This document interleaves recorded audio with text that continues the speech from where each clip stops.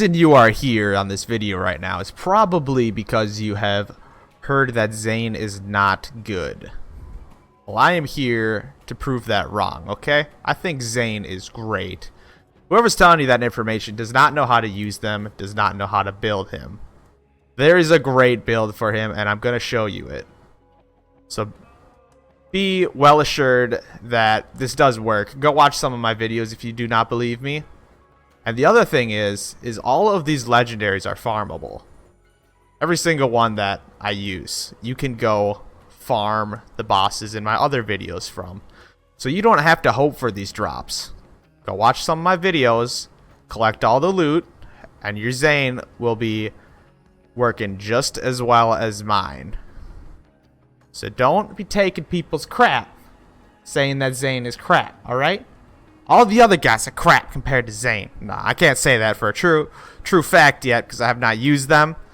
But I will tell you that Zane does a very good job on Mayhem 3 True Vault Hunter, as long as you are using him correctly.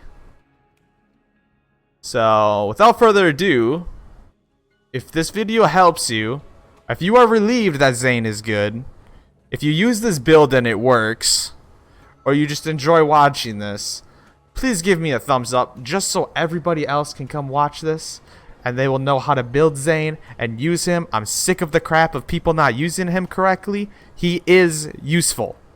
You just don't know how to use him. You need to watch this tutorial. Go call out some YouTubers if you need. This is how you run Zane. We're going to have a good time.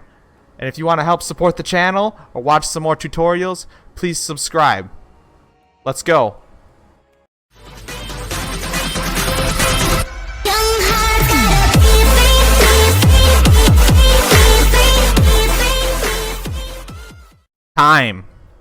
It is time to show you my True Vault Hunter Mayhem 3 Zane.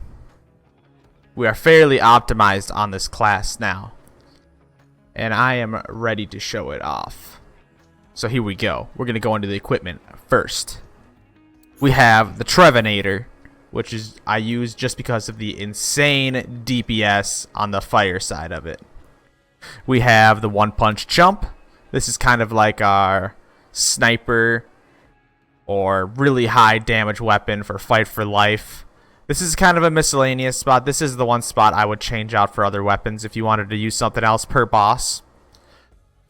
We are using the Thorns just because the Thorns has very high damage on pretty much all enemies. Just a very good miscellaneous gun to use. It's corrosive, it's explosive, it has a bunch of projectiles that deal both damage. It's very strong, okay? And then we have the shocking 9-volt. The reason we're using this is because it will take off a shield in literally seconds. It has a very small magazine size, but that doesn't matter. In the 3 bursts, if they land, the whole shield's off pretty much every enemy. It's very fast, very quick reload, and that's what you want for a shield weapon. So that's why the 9-volt is on spot 4. We are using the Riposte Impaler. The reason we are running this is not really for the ability, but for the recharge delay. It has a very small recharge delay with a fast recharge rate. This is going to upgrade later on when we find a better shield, but it is a good placeholder for now. I did get this from Captain Trant. If you do want to use this shield, it does add a little bit more damage as well by shooting the homing spikes out. But any short delay shield is going to do good for you. It doesn't matter if it's legendary or not. Next, we are using the Shockerator class mod. Now, this is what makes a lot of this class.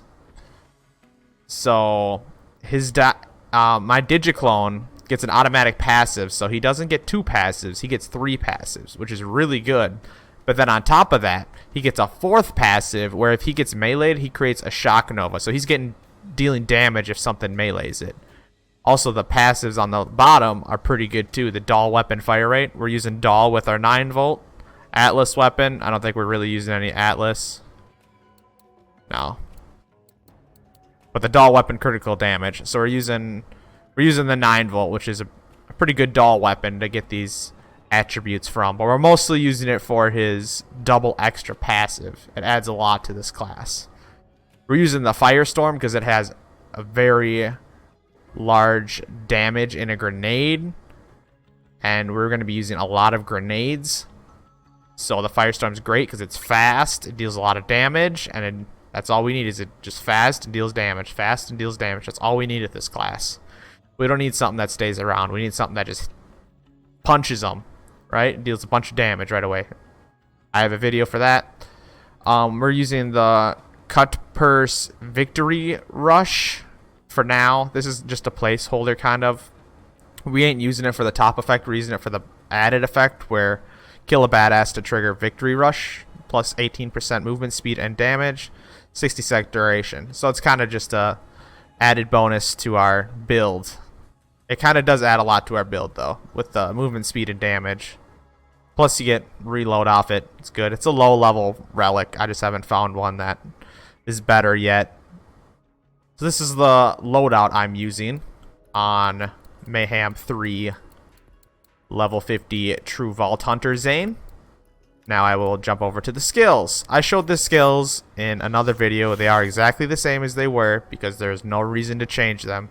They're doing absolutely great. I think we are losing... Yeah, we're losing a perk by not having this on with our class mods. Maybe there's a better version of that class mod. I don't know. But we just want the passives on it. So, yeah, here's our skill tree. Just take a screenshot. I don't need to go through it, really. Just the passives are important. This one will make it so you don't die right away. Your clone will take some of the damage, and then your clone will also take the aggro away with this one. You could maybe change them out with this to try them out more if you wanted to. I just don't feel the need. I think it does great. Whenever the clone takes damage, Zane's shield is restored by a portion of that damage. That'd be good. This is the passive you get from the class mod, so that's the 3 passives you get. And then on the Sentinel tree, this is what we have for all of our abilities. You could try fire rate if you wanted instead of the projectile. That's the only thing I might change. I don't think you need to, because the projectile bonus does add some damage in. These are the 2 passives I rock. The rocket pod adds a lot of damage sometimes, where it'll take out enemies for you. And then just a buff to you and a nerf to the enemies. So there you guys go. There is the Zane Mayhem 3 True Vault Hunter. This is working out really well for me so far. Go watch my other videos if you haven't yet. Like, it keeps me alive. It deals damage. I think he does really good. So, thanks for watching.